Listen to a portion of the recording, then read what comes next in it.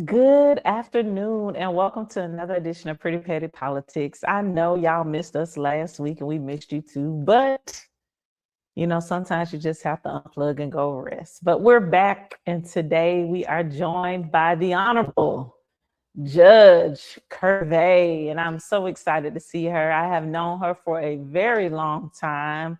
We both attended Thurgood Marshall School of Law together. My first year, I think it was your second year. I think so. Yeah, it was my third year. Yeah, because you're along with Meredith. Uh-huh. Yeah, so she was a 2L, I was a 1L. But so sit back, share this post, and enjoy this conversation with Judge Curvey today. So welcome to the platform. Thank you. Hello, everyone. I'm Judge Damiane Curvey. I am your judge of the 280th Judicial District Court in Harris County, Texas. This is the protective order court that handles all domestic violence cases, and I am so happy to be here. July and I have been friends over 20 years. Yes. And to know that you are a judge and you do protective orders, baby, I know you got some stories. Listen. All I do, I just sit there and I have, because I used to do stand-up comedy. Mm-hmm. So I have the funniest jokes in my head, and I'll just sit there and say, "Oh, I understand. I understand." And the only reason that I cannot laugh is because I like my benefits too much. Yeah. But you also, the work that you're doing is so critical to the safety of people. Yes. But we have to hold back those voices in our head. We all have that when we want to say something. I'm in class doing the same thing, like, but before we get the bench, before we get into the bench, because it is election time, early voting ends Friday, the 27th. Election day is a week from yesterday on the 3rd. March 3rd, don't miss it. 7 a.m. to 7 p.m. Tell me about your first time voting. So my first time voting, I was a student at UT, and it was 1992 because I was born. Well, don't worry about it. Just mind your business. But I turned 18 in '89, and so I could not vote in '88. So my first presidential election, 92, Bill Clinton, and I was so excited. I walked over to the Frank Kerwin building, and I was able to vote, and it was the coolest thing ever. I was hooked because we were, right at the Capitol, and so we could see, government in action, and so I've been hooked. I don't think I've missed an election. Been hooked ever since. And if you have missed one,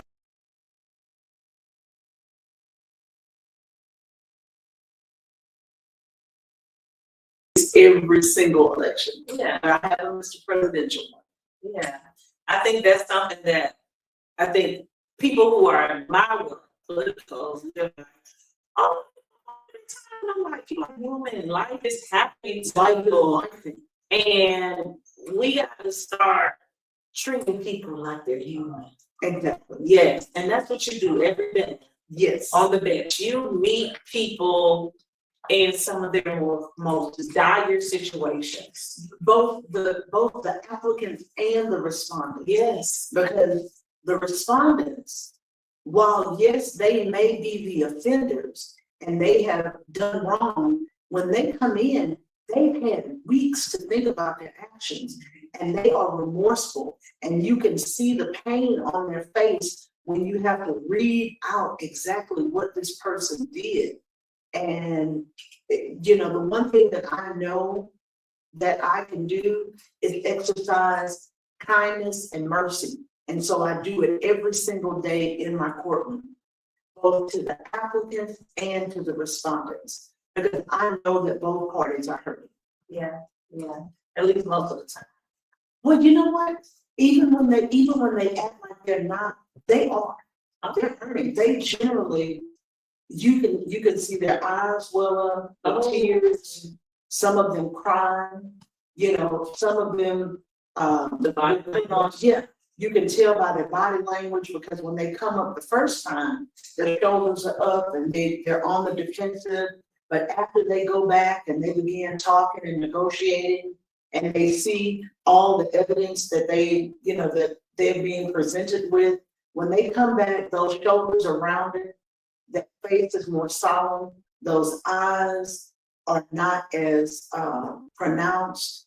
They really do feel bad about what they do, because what people don't understand is that domestic violence doesn't start with the offender.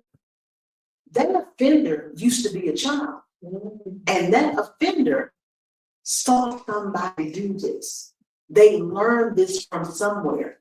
Domestic violence is not a behavior that you just pick up off the street. It is learned behavior. It's something that you have seen your whole life. If you don't give it to me, I'll take it. If you don't do it the way I want you to do it, I'll hurt you. You will do it this way or else. And whether it is child abuse, spousal abuse, or even, girlfriend, boyfriend interaction, they learned it. And because if I hit you and you do what I say, you have taught me that this is how I get a response from you. Yeah.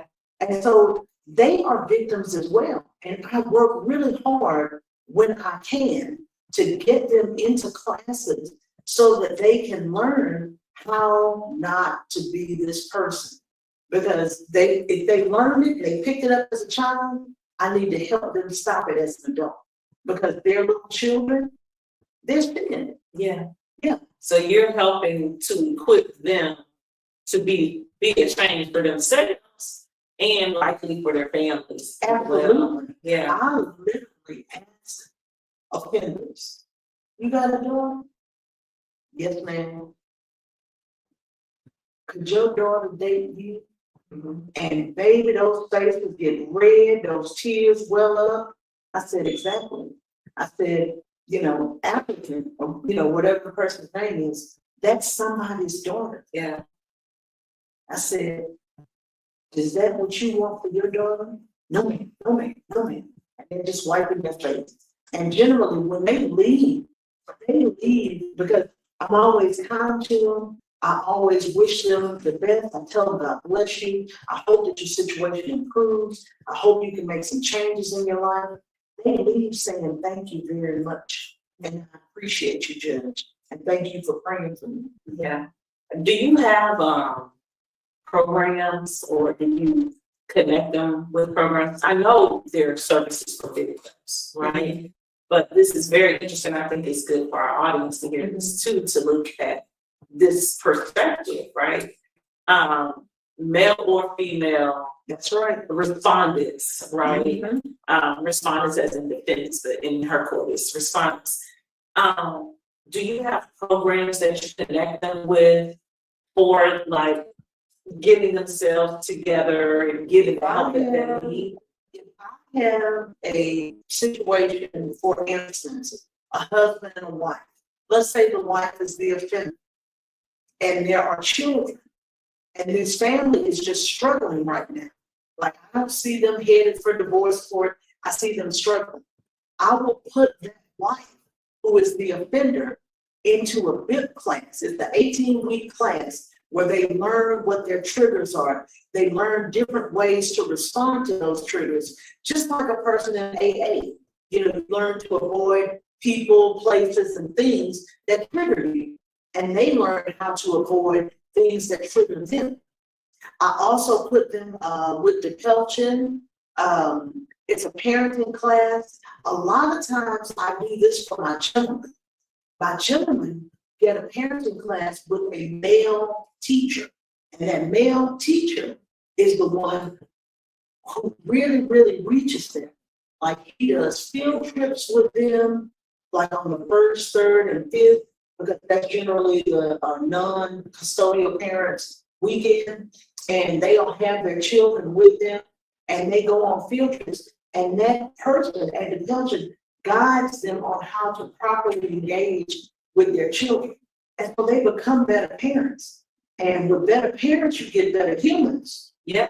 And so I'm working for the long haul. I'm working for the long haul. So your courtroom helped shape our society here. Absolutely. Absolutely. Now tell us, how long have you been on the bench doing protective work? So I ascended to the bench January 1st, 2023. So I have been on the bench 3 years. This is my 4th year, and I'm up for re-election, of course. Yes. Okay. And prior to becoming a judge, what was your career? Oh, I was a family and criminal defense attorney for 18 years, and I also have a probate case. And so it was a whole lot of hand-holding, creating safety plans for people who needed to get out of dangerous situations. I never saw myself in the protective order court, but once I began researching which court I wanted to run for, I was like, I do that, I do that, I do that. I think I can do this. Yeah. And so, like I've had a safety plan for my clients for over a decade now, where I won't say what it is, Right. you know, because then Well, the secrets out.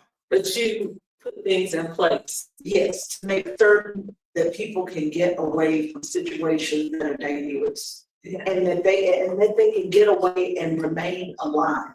You know, the most dangerous time in a person's life is when they are trying to leave a relationship, and that's men and women. There was a man just last year in the Greenspoint area. That woman killed him because he tried to leave her. We know it happens to women, but it also happens to men. Yeah. I saw, interestingly, I saw a TikTok video, and the gentleman, this is recent, he's like a Uber or Lyft driver, and he had a rider, and he said the lady came out, she just started slinging backpacks in the trunk, and he's like, "You killed how you treat my mom." And she got them kids in the car, she's like, "Go, go, go." And she had been saving money for months to buy these plane tickets so that she could escape. And according to this TikTok, so that she could escape, and the husband had went to the store. So she had a small window, like he had went somewhere. She had a small window to be able to up and go. And his joy, the driver just like, you know, go girl, I'm so happy that you did the work to give you and your babies another chance. Yeah, because they will take out. I had a lady, she came into my office, this was when I was an attorney, and she looked at the picture of my kids and she said, "Oh, you have really beautiful kids." And you know, people always say that, it ain't, you know, no brag and no cap, none of that. It was, you know, I said, "Oh, thank you." She said, "I've had 4 children." I said, "Oh," I said, "They're grown now. How big are your kids?" She said, "They're dead." So, and I almost fell out my seat. She said, "My husband murdered my 4 children in front of me, killed himself, and left me to live with the ramifications of Jesus." I never forgot that. I never forgot that. That scared me so bad. I knew that this was the right court for me because, you know, I knew how to work with people who were in sensitive and difficult situations. You know, I always tell people that it's okay to win a case, but make sure that everybody gets a little something. Yeah. You know, because a 100% win could turn out to be a 100% loss. 2022, there was a woman I was working with a Muslim program for domestic violence. And I told the lady, let's do a protective order. She didn't want to do it. And I understood why. But the news people called me one day and said, "Did you represent ADC?" And I said, "Yes." And they said, "We need to talk to you. She's been murdered." I let the people come to my office. The man in the divorce, the woman got the divorce for grounds, meaning cruelty. She got full custody of the child. She got child support. She got spousal. She got the house. She got everything. And he got nothing. That man went over to her house, murdered her, the 3-year-old child, little girl, and the grandmother, and then killed himself. Jesus. Yeah. So I have seen a lot in working in family law as it pertains to domestic violence and mental health. Yeah, you know, because that's what this is. Yeah, I remember during COVID, you know, we all went to online. Oh, yes. And I've had a few incidents where students throughout my career have been involved in domestic violence situations, both at the university and at the junior college. So I knew that those things took place, but I also know that child abuse takes place. And a lot of college students, especially the colleges here, are very commute friendly. Exactly. Students don't necessarily live on campus, so a lot of people live at home. This is different, different environment. But because prior to COVID, I had established, like, if you need to be emailing, we had a safe word. Yeah. Not saying here, of course. But we had safe words, and you know, I would rotate them or what have you. But that proved to be beneficial for people, you know. So domestic violence is like, it's like that meal you don't ever want to eat, but you know that it can come up on the menu. It can come up on the menu without you even thinking about it, without you even realizing that you're in a domestic violence situation. Just like mushrooms in my food. Put mushrooms in there, right? I did. But it's that unexpected, and then you're in it. Well, the thing is, you know, I have clients who found herself in a situation where she married someone, and within 6 months, she was in a domestic violence situation. She no longer had her friends. She no longer had the tightness with her family that she used to have. She used to be able to talk on the phone every day. She no longer had the privacy of her phone. She no longer, you know, was able to go out, hang out with her girlfriends and things like that.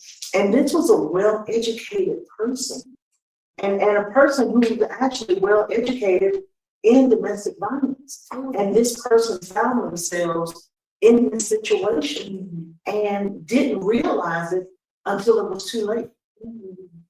You know, domestic violence is not about education level. It's not about economic, socioeconomics or any of that. It is really, it can happen to anyone. It's about control. It's about control. Yeah.